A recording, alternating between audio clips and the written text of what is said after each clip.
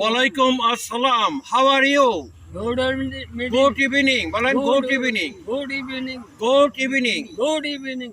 How are you? Alaikum fine. Fine. Fine. How are you? Fine. Fine. Fine. সুপ্রিয় শিক্ষার্থীরা, Fine. আজ আমরা basic knowledge দিব ইংরেজি। এই যে বয়স্ক লোকেরা এরাও বেসিক নলেজ শিখতে পারে। আমাদের ছাত্র ফেল করার প্রধান কারণ তাদের বেসিক নলেজ নেই। বেসিক নলেজ না থাকার কারণে তারা ইংরেজি পরীক্ষা দেয় এবং শিক্ষকরা যারা পড়ান অনেকে বেসিক নলেজ দেন না। ঘরের ভিত্তি আগে শক্ত করতে হবে। ফেল করার প্রধান কারণ হলো তাদের বেসিক নলেজ নাই। তাহলে আজ আমরা পড়াবো ওয়াজ ওয়ার অর্থ ছিল। বলেন ওয়াজ ওয়ার অর্থ ছিল। ওয়াজ ওয়ার অর্থ ছিল, ছিলেন, ছিল, ছিলেন, ছিলাম। আবার হ্যাড বিন অর্থ ছিল। হ্যাড বিন অর্থ ছিল, ছিলাম, ছিল, ছিলেন।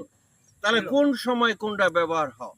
যেমন আমি ঢাকা ছিলাম। বলেন আমি ঢাকা ছিলাম। I was in Dhaka. In Dhaka. আবার বলেন I was I was in Dhaka.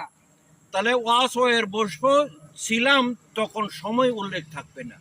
যখন সময় উল্লেখ থাকবে না, যখন সময় উল্লেখ থাকবে না, তখন আমরা কি বসাবো? was where.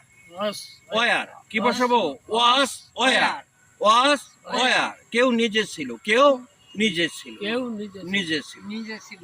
আবার হ্যাড বিন অর্থ কেউ নিজে ছিল।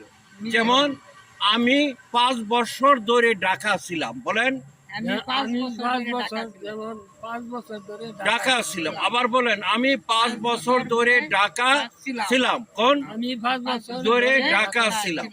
I had been I have been in Dhaka in Dhaka for for 5 years. 5 years. সময় উল্লেখ থাকলে হ্যাড বিন বসবে। কি বসবো?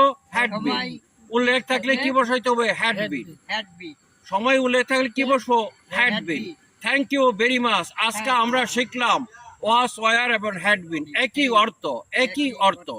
সময় উল্লেখ থাকলে আমাকে হ্যাড বিন বসাইতে হবে, আর সময় উল্লেখ না থাকলে ওয়াস ওয়ার বসবো।